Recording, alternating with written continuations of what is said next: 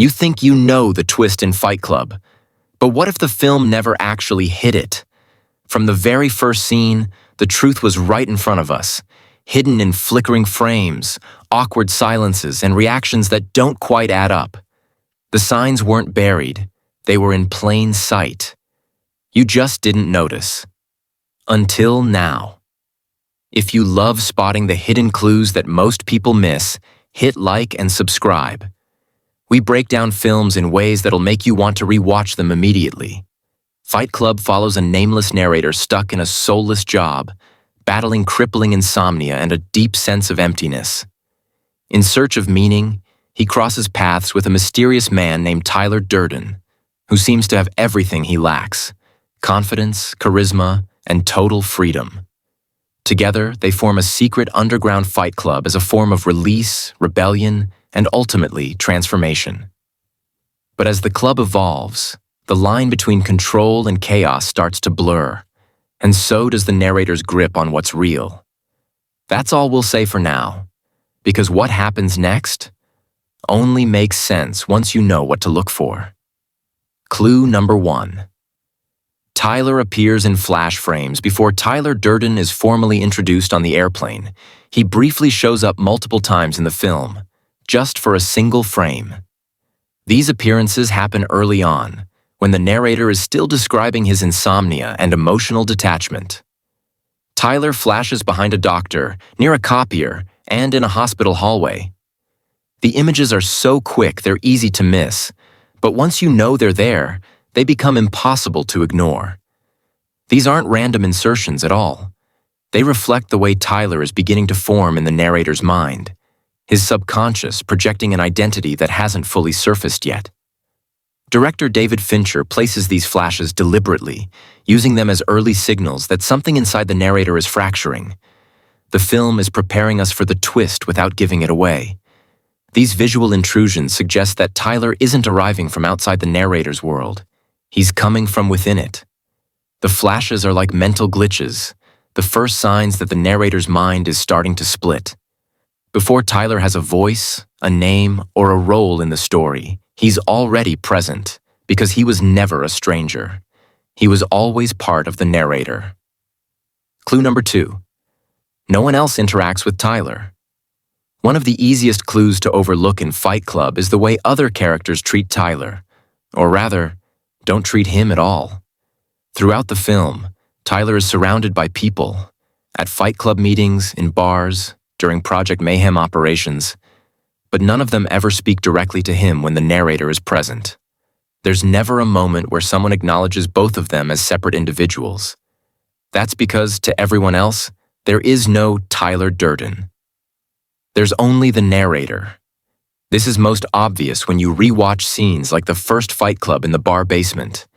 Tyler gives the speech, but we never see anyone truly reacting to him in a way that separates him from the narrator.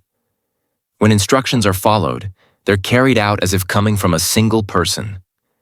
It's all filtered through the narrator's perspective, making it easy to miss how carefully the film avoids contradictions. This lack of interaction from others isn't a mistake. It's intentional. Tyler isn't a man in the world. He's a presence inside the narrator's head. And the way everyone else fails to engage with him directly is the giveaway. Clue number 3. The plane scene is one-sided. The moment when Tyler and the narrator meet on the airplane seems like the beginning of their relationship, but it's actually one of the strongest hints that Tyler isn't real. Watch that scene closely. Tyler speaks confidently, flirts with the flight attendant, and delivers clever one-liners. But here's what's strange. No one else on the plane acknowledges him. Not the attendant, not other passengers, not even a passing glance from anyone nearby. It's as if only the narrator is aware that Tyler is there. This is one of the first extended conversations between the two, and it plays like a standard movie introduction. But unlike a typical character interaction, the scene is oddly quiet and contained. Tyler doesn't make eye contact with anyone else, nor does anyone respond to his presence. The entire exchange unfolds as if it's happening only in the narrator's head. Which, in hindsight, it is. Fincher directs the moment with just enough normalcy to fool us the first time. But on rewatch, the lack of social interaction becomes impossible to ignore. Tyler doesn't get acknowledged because he doesn't exist. He's not a fellow passenger. He's a manifestation, introduced mid-flight from inside the narrator's own mind. Clue number 4. Tyler and the narrator are never addressed together. Throughout Fight Club, Tyler and the narrator are never directly addressed as two separate people by anyone else. This is easy to miss on a first viewing because the film moves quickly and scenes are often chaotic or emotionally intense. But if you look closely, you'll notice a pattern. Whenever another character speaks, they're always talking to one or the other, not both. In group settings like Fight Club meetings or Project Mayhem gatherings, it's always assumed the narrator is the one receiving instructions or giving them. When Tyler is delivering his iconic monologues, the framing is carefully constructed so that it's only ever Tyler being spoken to, or spoken through. There's never a moment where someone turns to the narrator and Tyler and speaks to them both, treating them as two individuals standing side by side. Even more revealing is how characters seem to switch between addressing Tyler and the narrator without any acknowledgement of change. It's seamless, almost like they're one person, which they are. It's a deliberate clue. The film avoids any interaction that would break the illusion prematurely, quietly reinforcing the idea that there's only one man in the room. Clue number 5. Marla's reactions don't make sense. Until they do. Marla Singer's behavior is one of the film's most emotionally chaotic elements. But it's also one of the biggest giveaways that Tyler isn't real. Her reactions throughout the story often seem unpredictable or contradictory. One moment she's flirting, the next she's furious. She shows up uninvited, disappears for long stretches, and constantly challenges the narrator with vague accusations. On first watch, it's easy to assume she's just erratic. But when you know the twist, her behavior makes perfect sense. Marla is not dealing with one person because she's unknowingly dealing with two. To her, the narrator and Tyler are the same man, but his personality shifts dramatically depending on who's in control. When the narrator is timid, Marla sees him as distant or emotionally unavailable. When Tyler surfaces, confident, aggressive, and dismissive, Marla responds to that persona, often with frustration or hurt. She's not being inconsistent. She's reacting to wildly different versions of the same person. Her confusion, her anger, her discomfort, these are all honest emotional responses to someone whose identity is fractured. She's the only character who interacts closely enough to notice the contradiction. And because she doesn't know what's really going on, her responses become one of the most human clues that Tyler Durden was never real. Clue number 6. Tyler and the narrator share the same space and clothes. Another subtle but telling clue lies in the physical overlap between Tyler and the narrator, specifically in their wardrobe and shared environment. After Tyler moves in, the narrator begins living in the dilapidated Paper Street house, but we never see a clear boundary between Tyler's space and the narrator's. They sleep in the same bed, move through the same rooms, and exist in the same frame. Yet no one ever refers to them as housemates. In fact, no one comments on Tyler's presence in the house as separate from the narrator's. Even more curious is their wardrobe.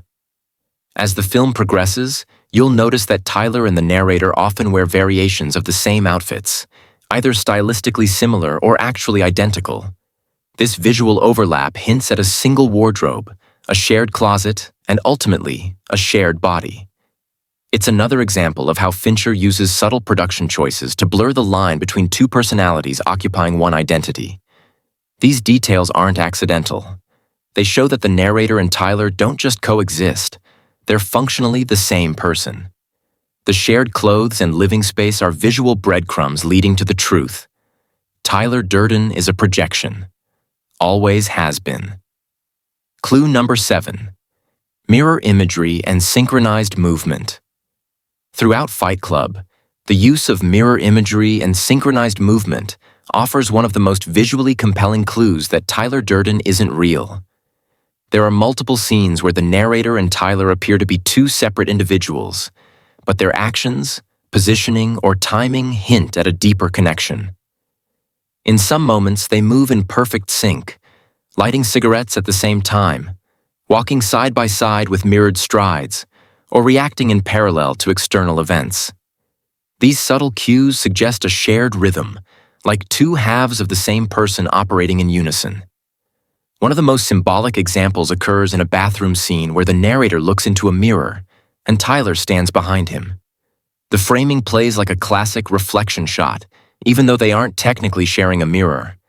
Still, the setup subconsciously reinforces the idea that Tyler is a mirrored version of the narrator, more confident, more assertive, and entirely internal. David Fincher uses these visual parallels to plant the truth early. These aren't just stylistic choices. They're part of the film's language. Tyler isn't a separate person. He's a fractured extension of the narrator's mind, echoing his movements and desires right back at him. Clue number 8. Tyler's jobs are just extensions of the narrator's life. At first glance, Tyler Durden seems to live a completely separate life from the narrator. He has edgy jobs, working as a projectionist at a movie theater and as a waiter at a high-end restaurant. But when you dig deeper, these jobs aren't random. They're drawn directly from the narrator's own experiences and environment. Early in the film, the narrator travels constantly for work, spending countless nights in hotels, eating alone, and watching films on the road. He's embedded in consumer culture but disillusioned by it. Tyler's occupations feel like exaggerated, rebellious versions of those same experiences. As a projectionist, Tyler defaces the kind of corporate entertainment the narrator consumes nightly. As a waiter, he spits in the food of the rich customers the narrator quietly resents. These aren't just anti-establishment gigs. They're dream jobs for someone who wants to lash out at the system but lacks the courage to do it himself. What we're really seeing are the narrator's suppressed fantasies acted out through Tyler. The professions aren't separate lives. They're symbolic extensions. Tyler's jobs reflect everything the narrator secretly wishes he could do, if he didn't have to follow the rules. Another clear sign that Tyler was never real. Clue number 9. Insomnia is the gateway to Tyler's existence. Insomnia is not only a background detail in Fight Club, it's the key that unlocks Tyler Durden. From the very beginning, the narrator describes his inability to sleep as more than just exhaustion. He says, "When you have insomnia, you're never really asleep, and you're never really awake." That line sets the tone for everything that follows. The narrator exists in a constant haze, drifting through life without clarity, structure, or identity. And it's in that fog that Tyler begins to form.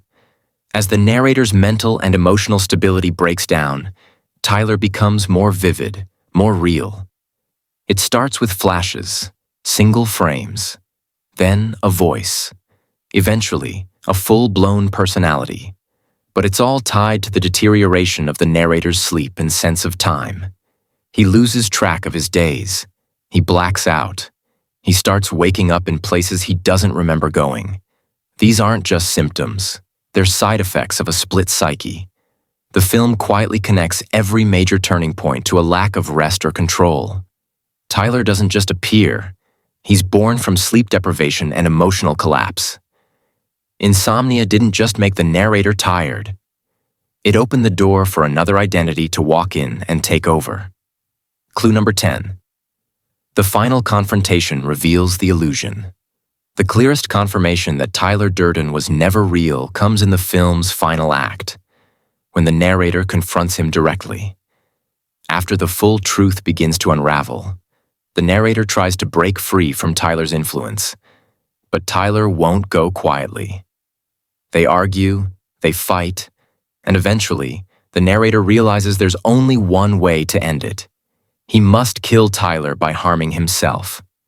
In a climactic moment, the narrator places a gun in his own mouth and pulls the trigger, not at Tyler, but at himself. Moments later, Tyler collapses, not because he was shot, but because the narrator injured his own body, forcing a psychological break. Tyler disappears instantly. Just like that, he's gone.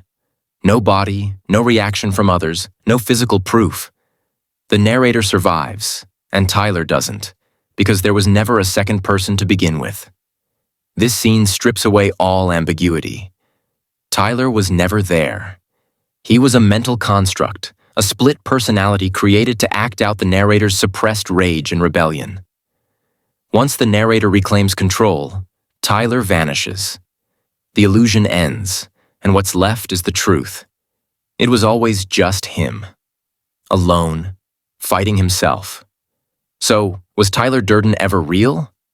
No. And Fight Club never tried to convince you otherwise. The clues were there from the very beginning. What makes this twist so powerful isn't just the reveal. It's how brilliantly the film shows you the truth while daring you to ignore it. What's your favorite clue that Tyler was never real? Or did you catch one we didn't cover? Drop your thoughts in the comments. We'd love to hear your theory. And if you like this breakdown, hit that like button, subscribe to the channel, and turn on notifications. At TV and Film Explained, we don't just explain twists, we show you what you missed.